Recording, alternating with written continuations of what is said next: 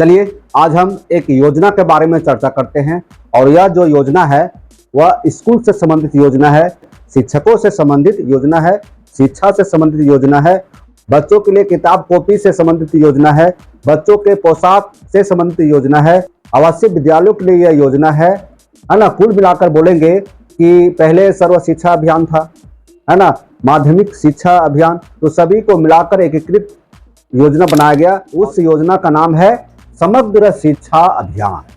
क्या नाम है? समग्र शिक्षा अभियान। तो जी हाँ, हम आज बात करेंगे समग्र शिक्षा अभियान के बारे में।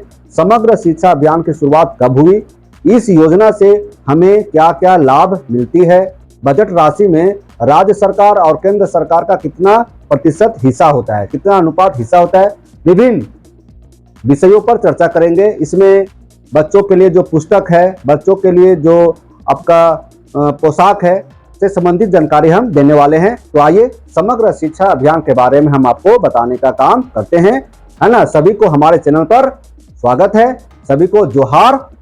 आइए देखिए, जब शुरुआत में 2001 में 2002 में नए नए विद्यालय बन रहे थे, 1 किलोमीटर पर एक विद्यालय होना जरूरी था, तो उस समय कौन सा योजना संचालित था? सर्व शिक्षा अभियान। ठीक है, तो सर्व शिक्षा अभियान, है ना। तो सर्व शिक्षा अभियान मतलब SSA, सर्व शिक्षा अभियान। अभी आप देखेंगे विद्यालयों में, है ना, समग्र शिक्षा अभियान चल रहा है। समग्र शिक्षा अभियान के तहत अभी विद्यालयों का संचालन हो रहा है। चलिए, तो समग्र शिक्षा अभियान के बारे में जानकारी लेते हैं, जानकारी प्राप्त करते हैं। समग्र शिक्षा अभियान, समग्र शिक्षा अभियान, है ना। जैसा ही नाम से आपको पता चल रहा है, समग्र, समग्र मतलब क्या होता है? सब कुछ इसी में। समग्र मतलब सब कुछ इसी में। ठीक है, तो समग्र शिक्षा अभियान, शिक्षा एजुकेशन से संबंधित है, शिक्षा से संबंधित है। एक योजना के तहत विद्यालयों में विद्यालयों का संचालन करना, एक योजना के तहत बच्चों को गुणवत्तापूर्ण शिक्षा उपलब्ध कराना, ये सब एक अभियान के तहत आता है। ठीक है, तो ये जो समग्र शिक्षा अभियान है ना, ये जो समग्र शिक्षा अभियान है वह कौन क्लास से कौन क्लास तक है? तो बता दें आपको, प्री स्कूल, है ना। प्री स्कूल का मतलब हुआ पहला से पहले। पहला से पहले मतलब जैसे आप देखे होंगे आंगनबाड़ी का संचालन होता है, उसके बाद स्कूल का संचालन होता है। तो आंगनबाड़ी के बच्चे स्कूल में आते हैं, तो 1 क्लास से विद्यालय में प्रवेश करते हैं, तो कक्षा 1 से पहले को बोलते हैं प्री क्लास, है ना, प्री स्कूल। ठीक है, तो पूर्व प्राथमिक, जैसे कक्षा 1 में बच्चे आएंगे विद्यालय में, तो वे कहलाएंगे प्राथमिक स्तर के बच्चे। तो क्लास 1 से पहले बच्चे कहाँ रहते हैं? आंगनबाड़ी में रहते हैं। तो वैसे बच्चों को बोलेंगे प्री स्कूल मतलब पूर्व प्राथमिक। तो पूर्व प्राथमिक से कक्षा 12 तक,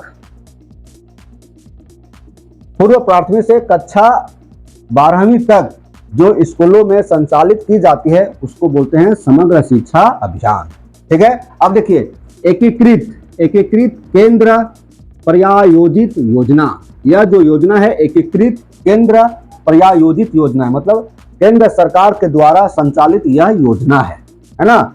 एकीकृत मतलब देखिए, एकीकृत मतलब हुआ कि जो पहले एक योजना थी, है ना, पहले जो योजना था सर्व शिक्षा अभियान, ठीक है, फिर है राष्ट्रीय माध्यमिक शिक्षा अभियान, फिर है शिक्षक शिक्षा योजनाएं, ये सारे योजनाएं थी। इन योजनाओं को समाहित किया गया, एकीकृत बनाया गया, और एकीकृत करके कौन सी योजना का संचालन की जा रही है? समग्र शिक्षा अभियान का। समझ गए? अब देखिए, समग्र शिक्षा अभियान की शुरुआत, है ना, कब हुई? समग्र शिक्षा अभियान की शुरुआत कब हुई? तो समग्र शिक्षा अभियान की शुरुआत 2018 में हुई। कब हुई दोस्तों?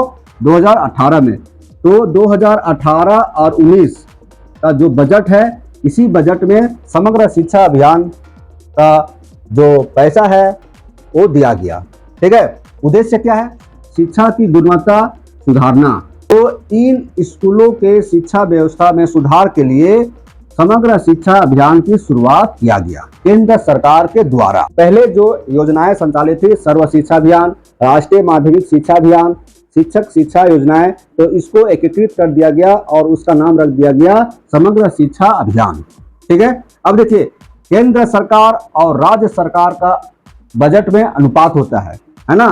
केंद्र सरकार और राज्य सरकार का बजट में अनुपात कितना होता है? 60:40। 60:40। मान लीजिए कि बजट है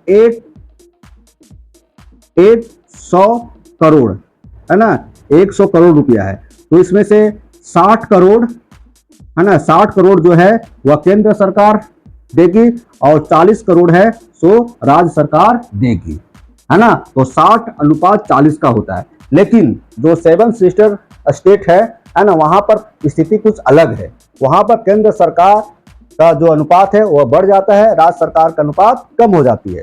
ठीक है, तो केंद्र सरकार का अनुपात कितना है? 60 और राज्य सरकार का अनुपात 40, मतलब 60:40 के एवरेज में बजट राशि का भुगतान किया जाता है।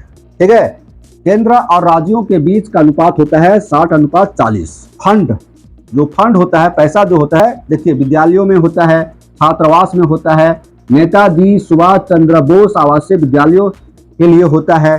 ठीक है, ये हुआ केंद्र सरकार के द्वारा संचालित समग्र शिक्षा अभियान के बारे में, है ना। अब देखिए समग्र शिक्षा अभियान जो है वह झारखंड में किस प्रकार काम करती है, ये आपको बता रहे हैं। झारखंड में समग्र शिक्षा अभियान किस प्रकार काम करती है, सो देखिए झारखंड की बात किया जाए, है ना, तो सबसे पहले मानदेय में आते हैं।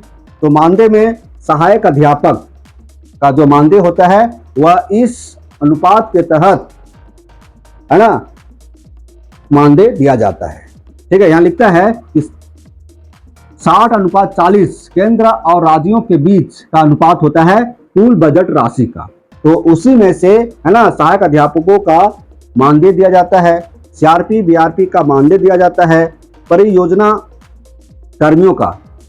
कर्मियों का मानदेय दिया जाता है ना, कस्तूरबा गांधी बालिका विद्यालयों का संचालन किया जाता है, शिक्षक प्रशिक्षण, है ना, टीचर ट्रेनिंग, शिक्षक प्रशिक्षण कार्यक्रमों का संचालन किया जाता है, क्लास 1 से 8 तक बच्चों को किताब व पोशाक के लिए राशि, है ना, अभियान के तहत दी जाती है। मतलब इस अभियान के तहत दी जाती है, मतलब समग्र शिक्षा अभियान के तहत दी जाती है।